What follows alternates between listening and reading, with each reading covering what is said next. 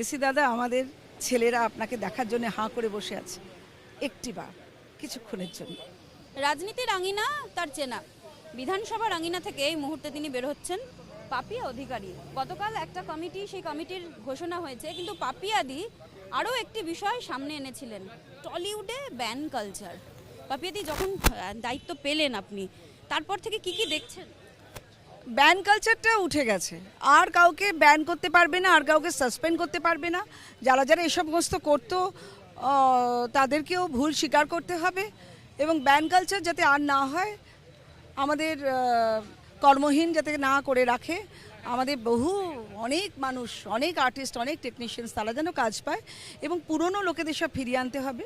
পুরনো লোক না ফিরলে আমাদের আমাদের সংস্কৃতিটা চলবে না। সেটাই একটা, পুরনো মানুষদের অনেক আশীর্বাদও পাওয়া যাবে, সব পুরনো মানুষ ফেরত আসে।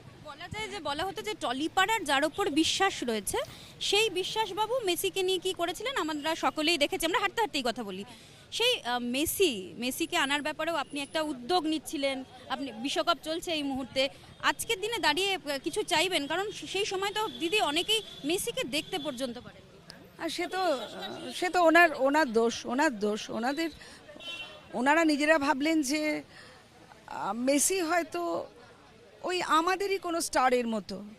এই মেসি যে একজন পৃথিবী বিখ্যাত, তার ইনশিওর করা তার সমস্ত শরীরটা, তাকে জড়িয়ে জড়িয়ে ধরছেন, এবং উপর থেকে এসব ছুঁড়ে আসছে। এগুলো তো বোঝা উচিত ছিল। আসলে এরা কিছু জানে না, কনস্টিটিউশনটাও পড়েনি, আর মানুষের ভাবাবেগ সম্পর্কেও কোনো মনের আবেগ নেই। মন থেকে তো পড়তে হয় মানুষের আবেগটা, সেটাও বোঝার কোনো ক্ষমতা নেই। এবং পড়াশোনা কতদূর সেটা তো আপনারা দেখেছেন, কিয়ামন্তি। তো এই মানুষগুলোর জন্য এইরকম একটা কাণ্ড হলো। আমাদের বাচ্চাদের, কত হাজার হাজার বাচ্চা এসেছিল, তারা কান্নাকাটি করলো, তাদের এক একটা টিকিটের দাম 32,000, 40,000, 50,000। কোত্থেকে তারা সেই টাকা জোগাড় করেছিল। মানে কিছু বলার নেই, শাস্তি হওয়া উচিত। উদ্দেশ্যে কিছু বলতে চান, যদি উনি অন্তত আরও একবার আসেন, বা মেসির ভক্ত? না, মেসি তো শুনেছেন সব। মেসি যদি আরেকবার আমাদের এই জগতে আসেন, আমাদের পশ্চিমবঙ্গে, আমাদের ভারতবর্ষের একটা অঙ্গরাজ্য পশ্চিমবঙ্গে যদি একবার আসেন, এবং আমাদের বাচ্চাদের দেখেন, যারা আপনার একটু পা নাচানো বলটা একটু পেতে চেয়েছিল, বুকে করে নমস্কার করে আপনার দিকে আবার ছুঁড়ে দিত আপনার দিকে।